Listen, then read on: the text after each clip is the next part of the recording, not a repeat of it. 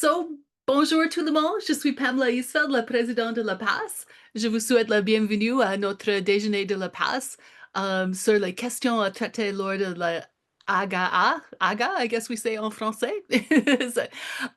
issues before the AGM. Just a couple of housekeeping things. I am recording this meeting for people who can't make it so that they can listen afterwards. We will post it on our private YouTube channel. So looks like there might not be a huge number of you. So what I can do during the Q&A, if you want, you could free to use the Q&A button at the bottom of the page. But ideally, this should be a discussion between us. So what I'll do is, if you want to put up your hand, use the little symbols at the bottom of your screen. I can make you a panelist and allow you to talk. But just be aware that you will appear on the recording if you do that. And you can always use the Q&A button at the bottom if you prefer. Um, our AGM is a week from yesterday, on Monday the 20th at 4 p.m. Ottawa time on Teams. So if you haven't already registered for that, please send an email to the PAFSO office, and they will register you and send you the links to all of the documents and so on. I don't have a huge plan or PowerPoint for this presentation, since really it's supposed to be the idea is just to update you on the things that we will be discussing. Our main issues at the AGM, we have our regular business, our budget, our update on the strategic plan that was passed last year, and I will report in my president's message on what has happened on that in the past year, and on the general environment and everything facing PAF. So I apologize if you hear little noises. I have a puppy in the house with me. I'm at home in my home office, and he is protesting not being the center of attention down around my feet. So you might hear him from time to time, and I may need to bend down and deal with him as I chat. So that's what's going on my side. We have our regular business, our regular agenda. We'll also be discussing a little bit the recent changes that we've had to our organizational structure at PAFSO. Those of you who have seen our messages over the summer, we have created a new labor relations team leader position to help us be a little bit more strategic with our labor relations function. We realized that it's a bit of a situation in the whole federal labor relations sector that there hadn't really been a lot of hiring for a few years. And so what we had was a situation where we had a lot of people about to retire, a lot of very experienced labor relations advisors, and a lot of brand new people, relatively new people coming into the field. And we realized that we needed to train and develop them, and that we needed to have a bit of a more of a plan to do that. And at one point we didn't have we had only one labor relations advisor who was really comfortable going to argue cases before tribunals and so on. So what was happening was we were needing to turn to our labor law firm to do some of that work. And we realized that, this is something that we need to be able to do in-house. We should be able to do in-house to at least to a certain extent. And so we created this new labor relations team leader position. And as we were dealing with this, we realized that we actually had the perfect person to do this job. We needed a really experienced person who had done adjudication and so on. And that was Bert. And so Bert, when we realized, we had created the perfect job for him, Bert, offered to move across into this team leader position. And then we decided to hire behind him for the executive director position. So we have Dan Whalen as our new executive director.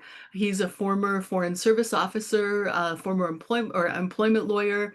former executive in the government of Canada, and brings really a lot of experience and executive capacity to our role. So this positions us really well for going into the future, for dealing with the next few years and the things that we're going to be dealing with, since we anticipate that it is going to be a busy and challenging time for PAFSA with everything that is going on in the world and in our operating environment. We'll update you as well at the AGM on the legal actions that we are uh, are taking against on the MSH file, and a couple and that sorry, the MSH file is the main one. We are we've just argued for our writ of mandamus to compel the government to do research and make some changes on the healthcare plan to make sure that people have a functioning healthcare plan abroad. We're saying it's not good enough that you say it's a subcontractor. The employer is still responsible for providing this to employees.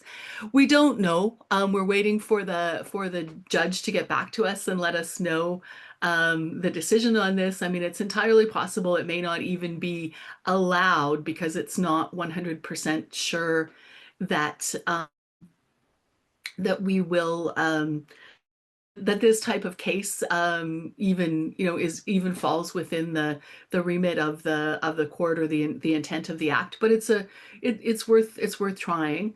And we also still have our policy grievance and our human rights complaint on the MSH issue. So we still have a couple of avenues that where we can get some action even if this does not work.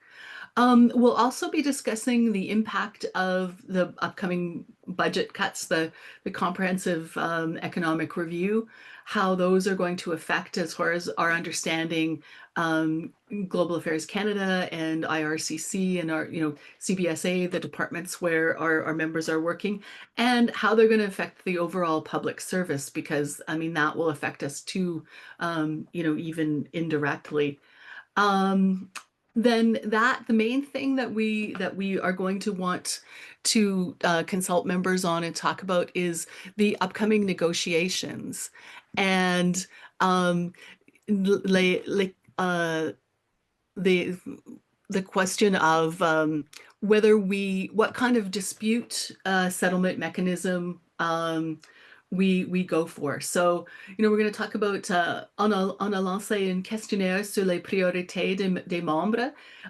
Si vous n'avez pas reçu cette questionnaire, envoyez un courriel à la Bureau de la Paz à l'information à pafso.com pour être certain que vous êtes sur nos listes, parce que c'est des questions importantes. Um, um, on va engager sur le mécanisme de règlement des disputes et des autres questions, autres points que les membres veulent soulever pendant cette discussion. We do have a little bit of a readout on where the responses to the questionnaire have gone. And it is looking like people are primarily concerned with maintaining positions, so no job cuts, and also a strong economic increase, which, neither of those are really, big news. It's not a big surprise that those would be people's priorities. But, where it is going to get down to the nitty-gritty is when we start putting some of these priorities up against each other. So, if we have to decide between a strong economic increase and maintaining positions, what what are people's views going to be on this?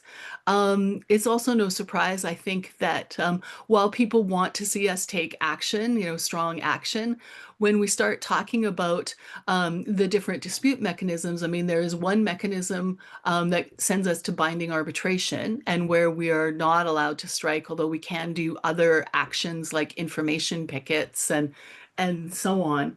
Um, then the other one allows us to go to conciliation strike, which is the option that could see us doing withdrawals of service and and picket lines and so on. That the appetite for job action that would have people out of work and possibly not being paid is a lot less. And that is also no surprise, but I think that we are going to want to see, down the road what happens. We're going to want to see what the budget on November 4th brings for us before we make any decision. And these are going to be consultations. The executive committee under our constitution is the body that makes the final decision on what our dispute resolution mechanism will be in the with on the collective agreement in consultation with members, but that is a decision of the executive committee. And there are reasons for that, right? Because especially as we get closer to the the negotiations themselves, the executive committee, and in particular the bargaining committee, will have information that is not necessarily available immediately to the members and that is difficult to discuss in public. And so they need to retain the right to weigh everything and be able to make that decision.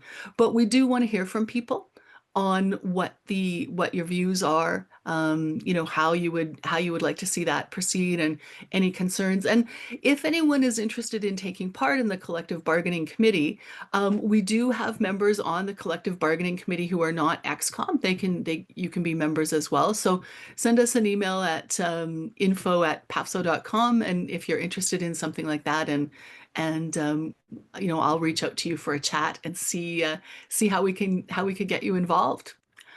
So that actually is really the end of my prepared spiel.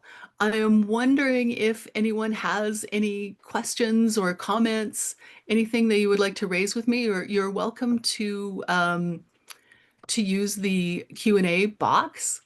And I'm trying to stop my share here.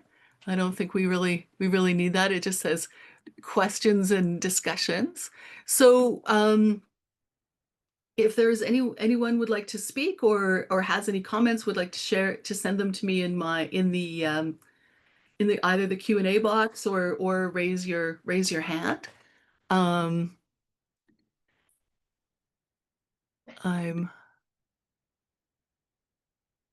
looking at folks. I can offer, you know what I'll do? I'll offer to allow you to talk if you like. I'll offer to promote you to a panelist if you want to join the discussion. You do not have to say yes. And then we can see each other and it feels a little bit more like a discussion.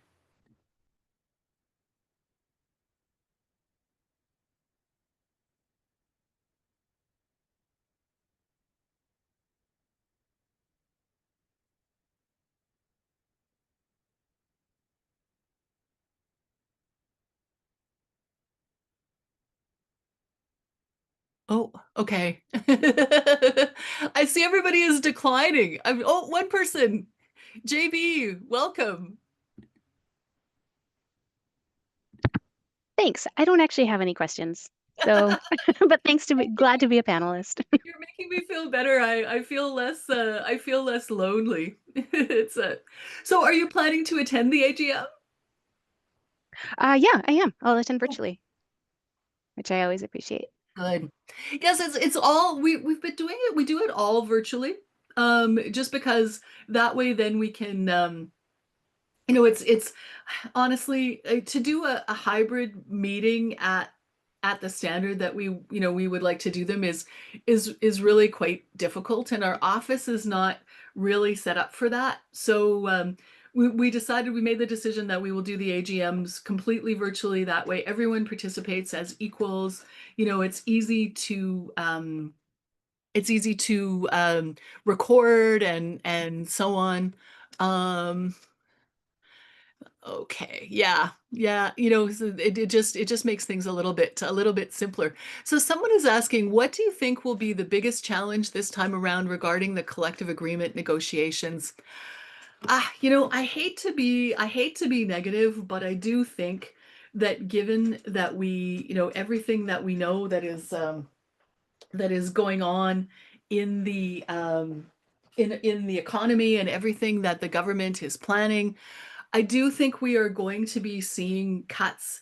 Hopefully not cuts to the FS group. I mean, from what we understand, um, you know, there's the employer is still investing in us, and still bringing in new recruits, still doing promotions. Although I know that actual appointments to positions have been slowed down a little bit, pending more clarity on what's going on in the budget. But I do think that there will be there's going to be less money in the system. There's going to be an environment of really wanting to spend to priorities and cut elsewhere. We see, the way the Canada Post is strike is being handled. They're playing pretty hardball with them. They had an offer and then they didn't accept it, and now when they've gone back, the offer is worse than the one that they rejected. Um, and I think the writing is on the wall that it's going to be, it's going to be quite tough to make gains economically, and we're going to have to be watching out to make sure that that we preserve as much as we can the protections that we have for things, and also that we preserve that we think about what our careers are going to be like. I mean, we don't want to we have to acknowledge, I think, the environment that we're in, but I also think we have to acknowledge that you know there there is a certain amount of investment and infrastructure that is required to have a properly functioning foreign service. And it's up to us at PAFSO and our allies to remind the employer and the public of the value of the foreign service and the way that we and you contribute to prosperity and security of the country. I mean, that's one priority that we're going to be working on harder over the next year, is our advocacy and outreach to get that message out, because that underpins a lot of what happens in negotiation. You see some groups who do better and some who do worse, and it's like often it is because there is a story in the minds of the public, and by extension in the minds of political decision makers, that this is a group that is adding value or not. And I think we have a lot of opportunities to remind people of what it is actually we do and how we contribute to their daily lives and to the government's agenda on things like trade and security. Sorry, this is my Wolfie, my dog, beside me, wanting some attention. Um, any other questions or comments? I am not seeing any. You guys are quiet, and yet I'm very happy to see that that people came out to hear about what's going on. We offer this usually every year, and honestly, sometimes we only get one or two people. So I'm happy to see that there were in the double digits of you that were interested in hearing about the AGM this time around. Oh, I see another question. Noticed that many assignments abroad are held by those acting in other classifications, i.e., not FS, but EC or PM. Could we use this as a justification to advocate that there be little to no FS cuts? Yes, I mean, that is often what it comes down to. Sorry, excuse me for just a moment. I'm just going to turn my camera off and pick up my dog because he is biting my toes, and this is distracting me as I'm talking to you. Just 1 second.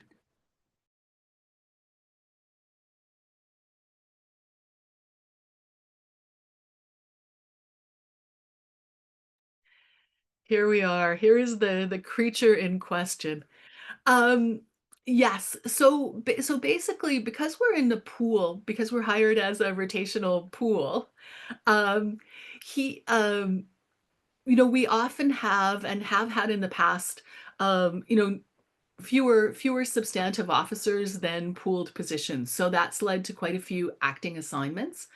And the way the pooled system works is, if they want to cut even say 5 FS positions, they have to basically review everyone at level and in that stream, in that pool to determine, which people would be cut. They can cut the positions, but if they don't have enough substantive FS, they're going to cut the positions and probably not get to cutting substantively the people. If they did get down to where they wanted to cut the actual uh, cut so many positions that they had a matching number of fewer bodies, they would have to do something called a selection for retention and layoff, a selection exercise for retention and layoff, which is a SURLO. And basically, it is where everyone at that group and level, and probably stream, I think, has to be interviewed, and basically you compete for your job. It's been a long, long time. I don't even know if that has ever happened for the FS group, but it's long and complicated. And it basically means, you have to frighten, you have to review, you have to, go through all of this with, say, 200 people to eliminate one or two positions. So it makes us a little bit less attractive and less likely target, especially since we do have a lot of actors. Now, the negative side, there's two negative sides of this. I mean, one of the negative sides of the fact that there's been more recruitment and more promotions at both Global Affairs and IRCC means that the pools are fuller than they have been for a long time. We do have more people at level, we have fewer acting people. And so that means that the line is a little closer than it was, say, maybe 7 or 8 years ago. But it's still in most cases, I think we're still underfilling. We're still underfilling the pools. It will also mean probably more pressure on current Foreign Service officers to take certain positions, like including perhaps more pressure to serve abroad, because right now, at Global Affairs in particular, and I think at IRCC too, for different reasons, a lot of the positions that are filled with actors, they end up being their people from other groups who want to go abroad and get positions where there weren't enough FS applicants, or there weren't people at level. So, I think they're going to start coming to us and saying, listen, like, you want to keep these positions, like, people are going to have to go into them. We're not we're not prepared to do that. So that, that creates can create situations for people who, depending on their family circumstances, and where they're being asked to go, can require issues. I mean, accommodations, for things like disability, family situations, and so on will still apply, but I think that's something that you will see down the road. The other thing is, for PAFSO as an institution, people who are acting, they're still paying dues and everything to us. So if the net number of FS positions goes down, even if it means, that those positions were filled by actors, and so we're not losing any regular members, we will lose some revenue probably at PAFSO, and that's something that we'll have to take into consideration in our operations. So, you may see some changes, and some shifts in what we're able to do. Um, I hope that has answered the question. As I say, I'm relatively optimistic that we will not be, certainly the first target of workforce adjustment, but I don't want to say that there's no risk. We can't say that. I think we'll have a lot more insight after the budget on November 4th. But until then, I don't think we can predict very well. Um, any more questions, comments?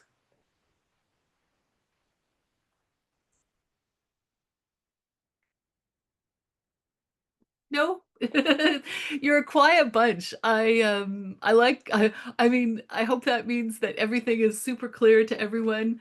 You're all getting your PAFSO president messages twice a month. You're checking out the website. You feel like we understand you, and that we're engaged. Oh, I see one more, another question. Oh, someone is saying, "Thank you, this is very helpful." You're welcome. It was my pleasure. And I hope to see you all on Monday at the virtual AGM. And don't forget, after the AGM, we have a little virtual cocktail party, a little virtual ceremony where we will give out our Randy Orr Memorial Award.